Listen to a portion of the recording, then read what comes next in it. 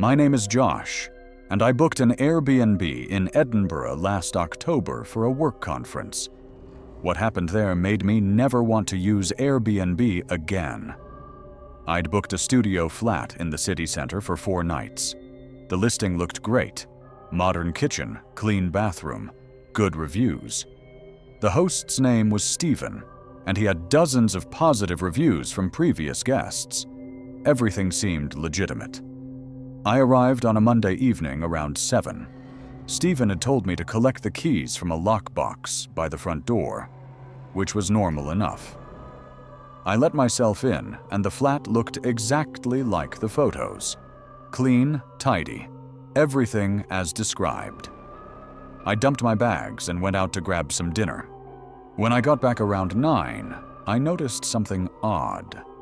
There was a cup in the sink that I hadn't used. I'd left the flat completely empty, hadn't even unpacked yet. I assumed maybe the cleaner had left it there, and I just hadn't noticed before. The next morning, I left early for the conference and didn't get back until after 6.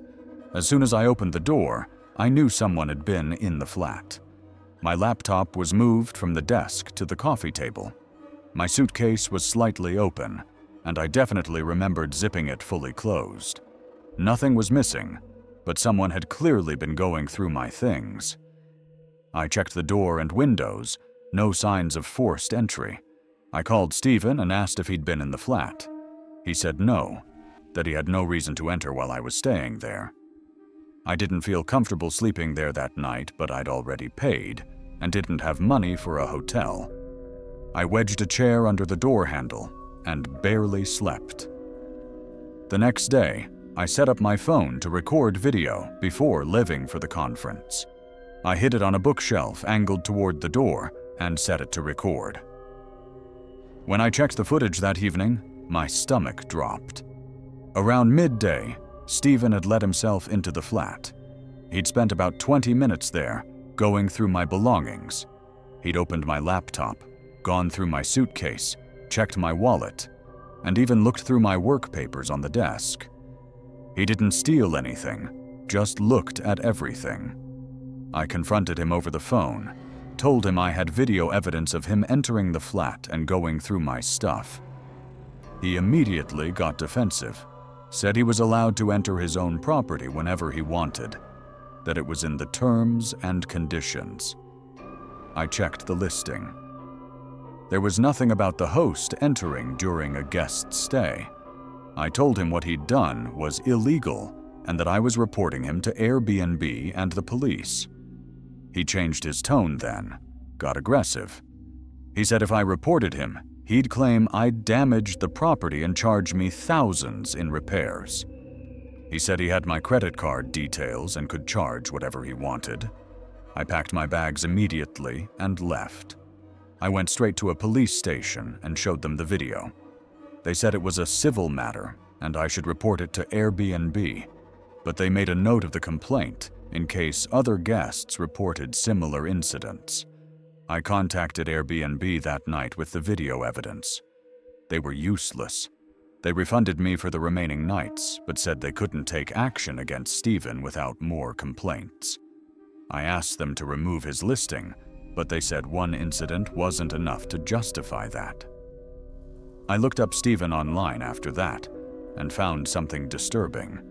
There were posts on forums from other guests who'd stayed at his properties, mostly women traveling alone, who'd reported feeling uncomfortable and finding evidence someone had been in their rooms while they were out.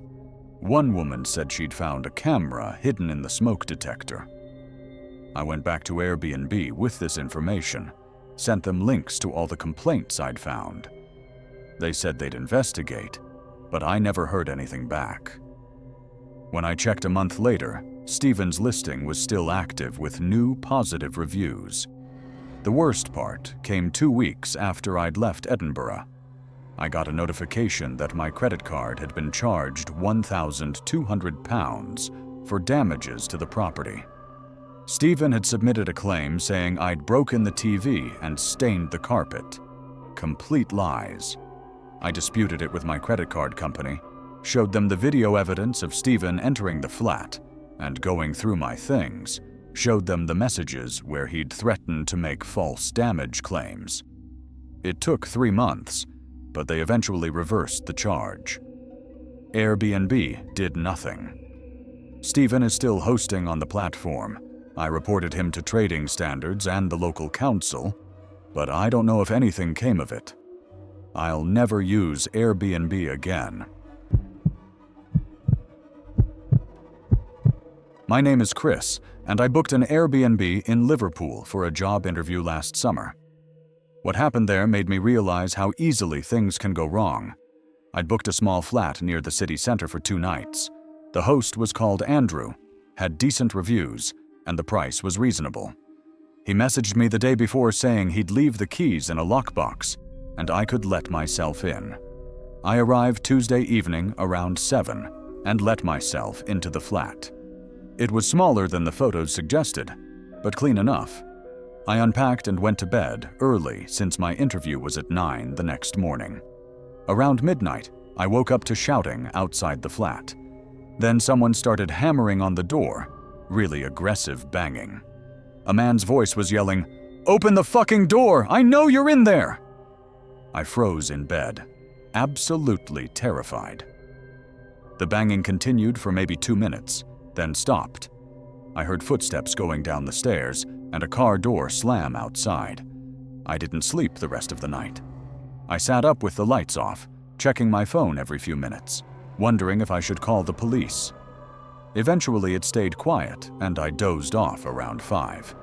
The next morning, I messaged Andrew asking if he knew anything about someone trying to break in. He replied saying it was probably just drunk people at the wrong address, that it happened sometimes in that area. I went to my interview exhausted and stressed, barely able to concentrate.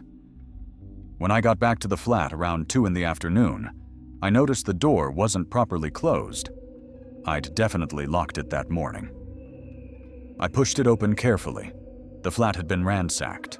Drawers pulled out, sofa cushions thrown around. My bag emptied onto the floor. My laptop was gone, along with my wallet that I'd stupidly left in the bedroom. I called the police immediately. While I was waiting for them to arrive, I checked what else was missing. My laptop, wallet with about £60 cash and all my cards, and my watch.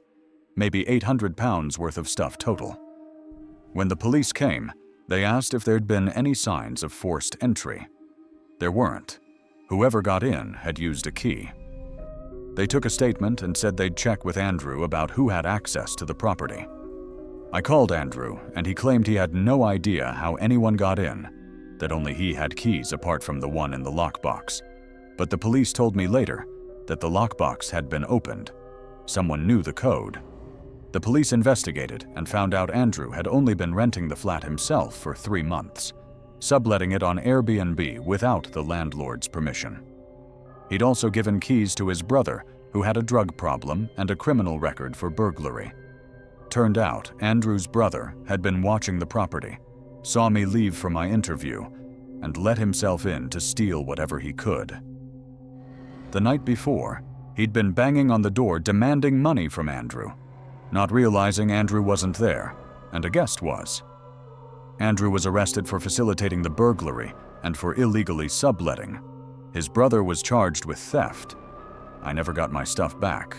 They'd already sold the laptop and watch. Airbnb refunded my booking, but said they weren't responsible for stolen belongings. My insurance covered most of it, but I lost important work files that weren't backed up and had to cancel all my cards. The worst part was missing my interview follow-up because I was dealing with police and insurance. I didn't get the job. I learned to never use Airbnb for important trips, never leave valuables in rental properties, and always check if the host actually owns the place they're renting out. Too many people are subletting illegally or running scams.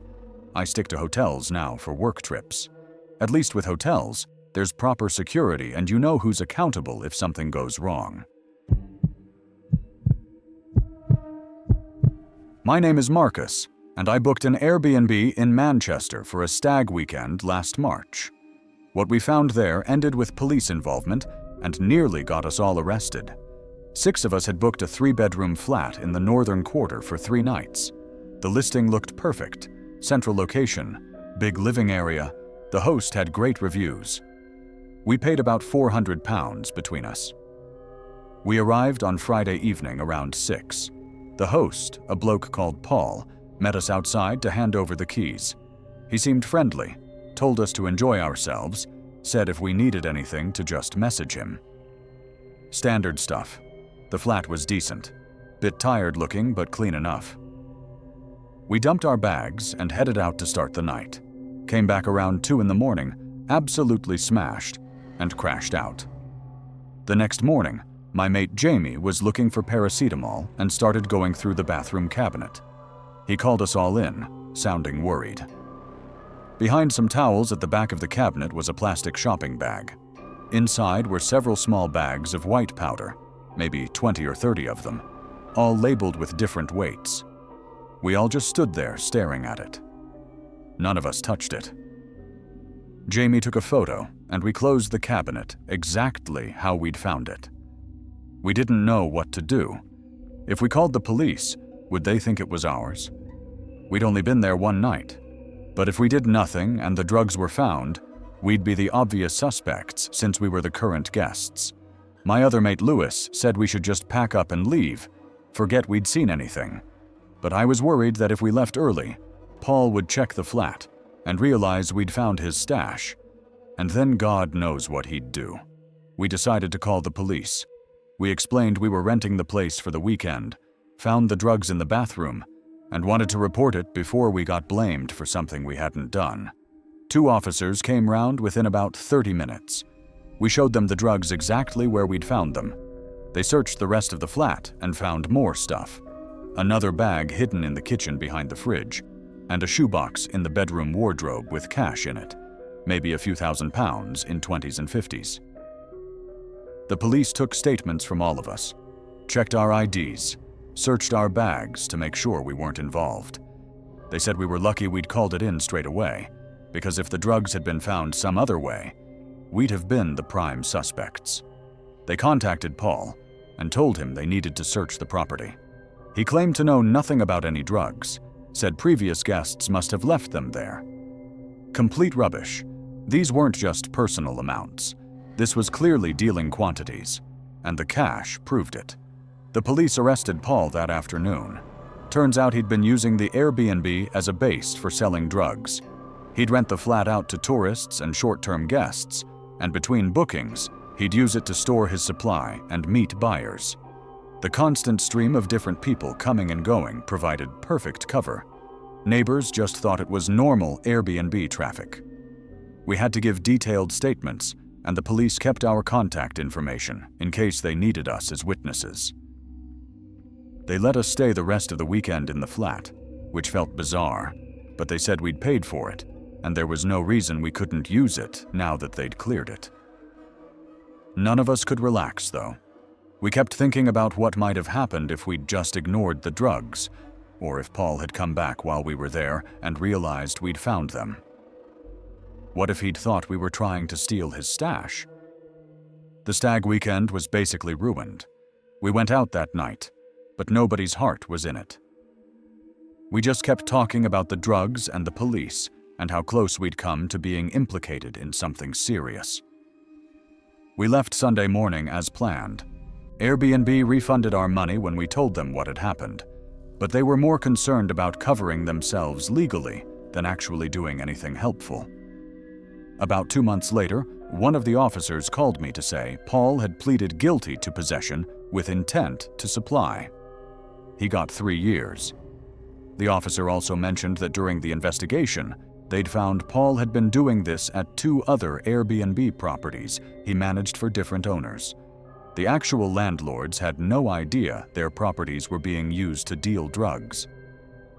What bothers me most is how easily we could have been caught up in it, if the police had raided while we were staying there.